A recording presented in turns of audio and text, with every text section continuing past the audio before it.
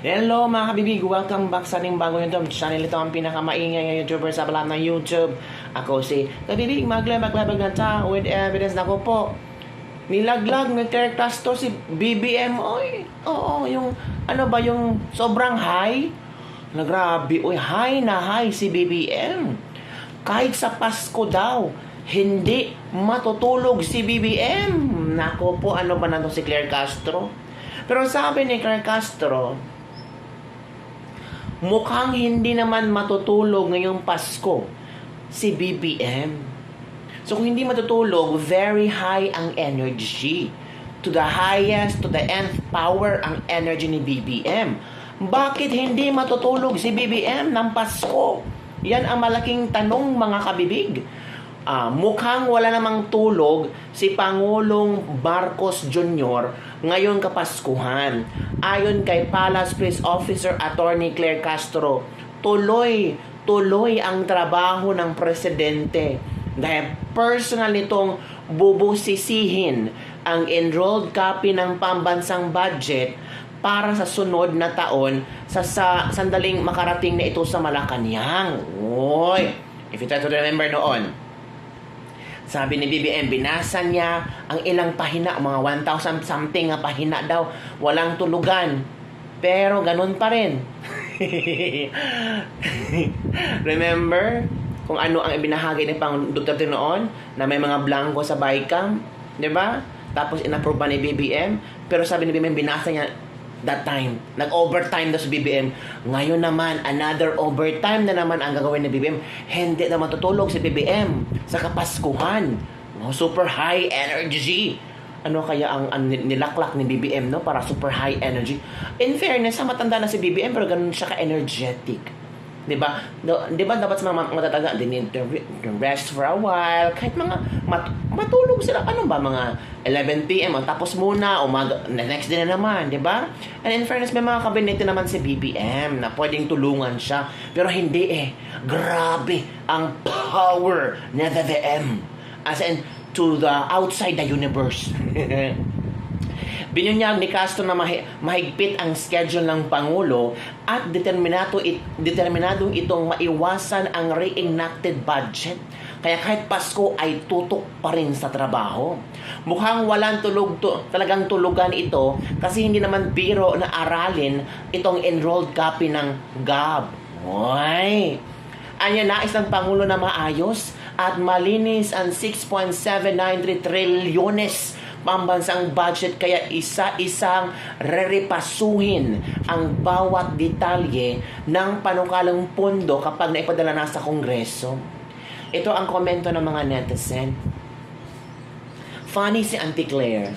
Hindi ko alam kung sarcasm ba ito or joke. Basta funny. Thank you, Ate Claire. Binulgar mo na. Ano pa naman? Look his eyes. He never sleep for thinking. Ano kayang meron? Baka abangan siya ni Santa Claus. Wala pa kasi nakita ng mga curious siya. Huwag nang matulog. Baka matulog. Grabe naman kayo. Delikado dyan ni Auntie Claire mag-joke. Uy, natawa ang mga netizen kasi namin ni Auntie Claire. Kaya nga sabi ni Antonio Rowena Guanzon, huwag tanggalin si Auntie Claire Castro kasi nagiging entertainment na si Claire Castro ng mga tao. Kasi kung ano-ano mga lumabas sa bibig ba, parang hindi na screen, parang hindi na filter. No, itong dapat sabihin mo, ingat ka sa mga words mo kasi magbubumerang yan sa Pangulo. Tingnan mo walang tulugan daw si BBM ngayong Pasko. Grabe, matanda na si BBM pero kaya niyang walang tulugan. Anong binatak mo dong? Diba? On the other hand, mga kaibig, believe tayo nito ni Congressman Leandro Legarda Livesti. Bakit? Nako, may binulgar siya sa biding-bidingan ng DPWH. Magbiding-biding lang daw sila. Sa pamamagitan ng pag-rebid ng proyekto na DPWH na hindi sapat ang ibinababang presyo sa bidding.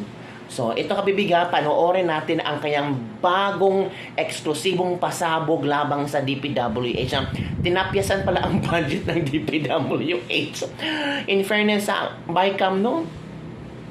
First time in history, na napatawag may resource person ng BICAM para depensahan ang kailang budget.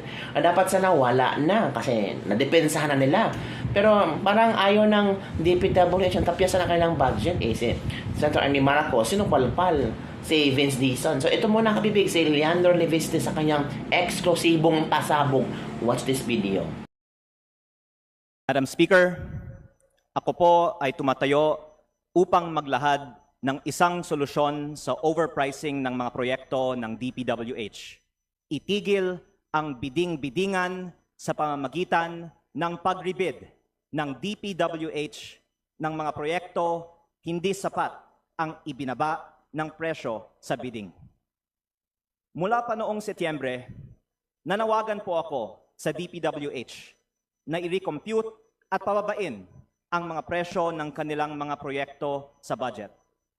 Isa ito sa mga rekomendasyon na ibinigay sa akin ni dating DPWH Secretary Babe Singson na noong panahon ng administrasyon ni Pangulong Benigno Aquino ay nagpatupad ng across-the-board 10% cut sa presyo ng mga proyekto ng DPWH. Ang isa pa niyang solusyon, ang pag-rebid ng mga proyekto kung saan ang resulta ng bidding ay hindi man lang 10% na mas mababa kaysa sa approved budget for the contract o ABC. Ang dahilan ng overpricing sa mga proyekto ng DPWH ay ang lutuan ng mga bidding. Sa Batangas, ang tawag dito ay bidding-biddingan. Ayon sa lahat ng aking mga nakausap tungkol dito sa unang distrito ng Batangas, halos lahat ng mga proyekto ng DPWH ay bidding-biddingan. Hindi tunay ang mga bidding ng mga proyekto ng DPWH.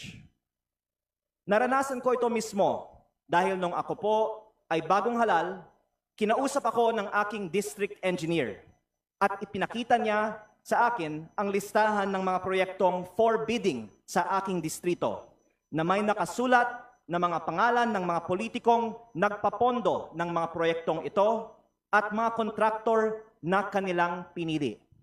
Ang dokumentong ito ay maaari kong isumite sa Kongreso at maaaring maging bahagi ng isang inquiry ng Committee of Public Works and Highways. Ito ay tugma sa naging testimonya naman ni dating Undersecretary Roberto Bernardo na nagsabing halos 100% ng bidding sa DPWH ay luto at mga nananalong kontraktor ay pinipili kasama ng mga natatalong mga bidder.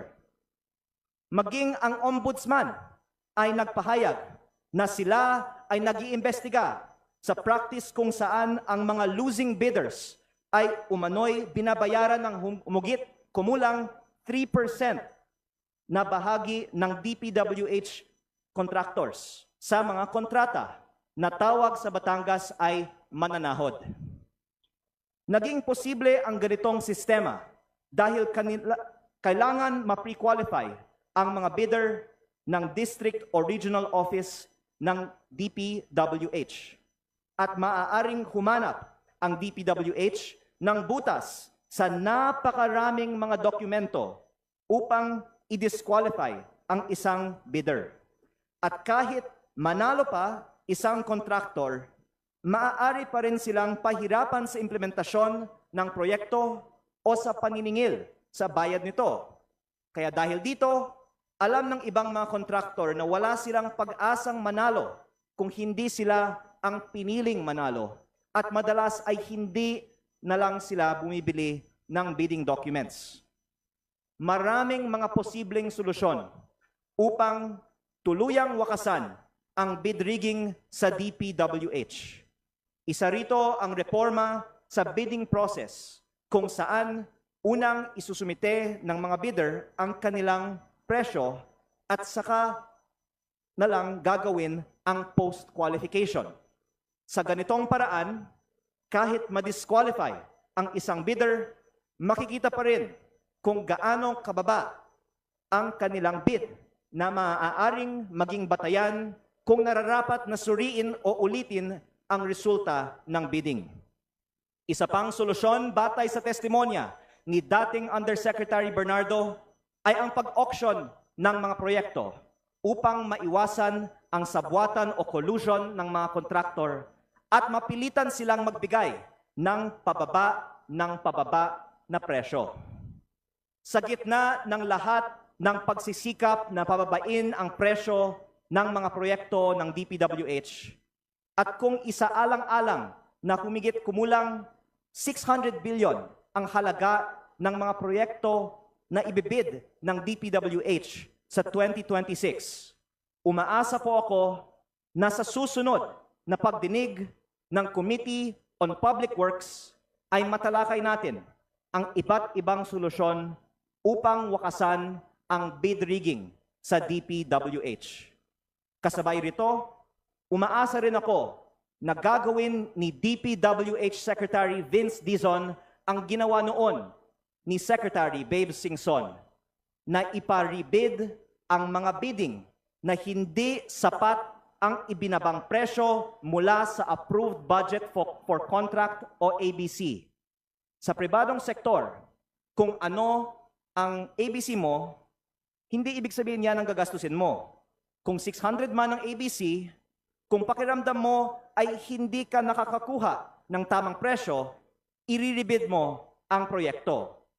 Kung sariling pera mo naman ito, makikipagtawaran ka pa para makakuha ng 30% na mas mababa o 420 sa 600 pesos o kahit 10% na mas mababa pa o 540 sa 600 pesos.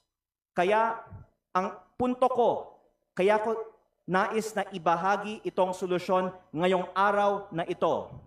Nasa kapangyarihan ng Secretary ng DPWH ang mag-rebid ng mga proyektong hindi sapat ang ibinabang presyo mula sa Approved Budget for Contract o ABC.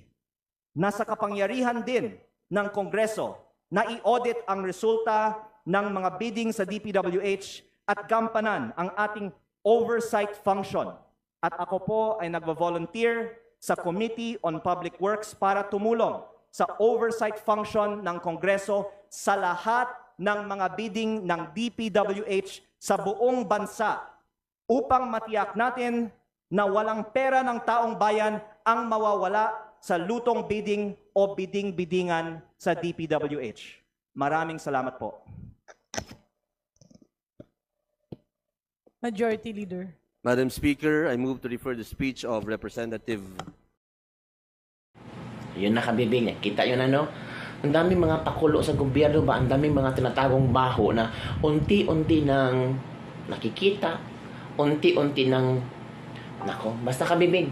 Maghintay tayo sa 2026 kasi sabi ni ano ba ni Duterte party list na meron daw isang tao na lalabas at magiging malaking ebidensya sa korupsyon ng gobyerno. Sa 2026 yan mangyayari. Naku. Yun po kawig ang ating Baglibag for the day. Don't forget to like, subscribe, and share the video. Bye everyone. See you next time. Don't forget. Hoy, malapit ng Pasko. Anong mga ano dyan? Oh, mamasko ako. Bye everyone.